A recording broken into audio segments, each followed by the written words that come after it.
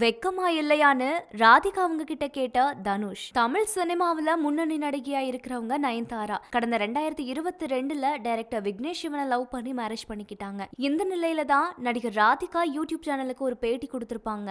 அந்த ஒரு பேட்டியில நானும் ரவுடி தான் படத்துல நடிச்ச அனுபவம் பத்தி பேசியிருப்பாங்க. அப்போ அவங்க விக்னேஷ் சிவன் நயன்தாரா லவ் பண்றத பத்தி நடிகர் தனுஷ் அவர் தான் என்கிட்ட சொன்னதா சொல்லியிருப்பாங்க. இத பத்தி தான் ராதிகா, நான் சென்னை வந்ததுக்கு அப்புறமா தனுஷ் எனக்கு போன் பண்ணாரு. அக்கா ஷூட்டிங் எப்படிக்கா நடந்துச்சுன்னு சொல்லி கேட்டாரு. நல்லா நடந்துச்சுன்னு சொன்னேன். அப்புறம் ஒரு விஷயம் தெரியுமாக்கான்னு கேட்டதுக்கு, இந்த மாதிரி நயனும் விக்கியும் கல்யாணம் பண்ணிக்க போறாங்களாமான்னு சொன்னாரு. நான் தானே ஷூட்டிங்ல இருந்தேன், கதை விடாதன்னு சொன்னேன். அதுக்கு உங்களுக்கு வெக்கம் இருக்கா, இவ்வளவு வருஷம் நடிக்கிறீங்களே, பெரிய நடிகன்னு தான் பேரு, உங்களுக்கு வெக்கமே இல்லக்கா, உங்க கண்ணு முன்னாடி இவ்வளவு நடந்திருக்குன்னு சொன்னாரு. அதுக்கப்புறம் நானே அவங்க கிட்ட போய் என்னையே வச்சு செஞ்சுட்டீங்களே, அவன் என்ன துப்பாத குறைதான் அப்படின்னு சொல்லியிருந்தேன். நடிகை ராதிகா அவங்களோட இந்த கருத்துக்களை பிரதிபலிக்கிற வகையில தான் காட்சிகள் இப்போ அவன படத்துல வந்திருக்கு. இது சர்ச்சையை கிளப்பும் அப்படின்னு சொல்லி கூட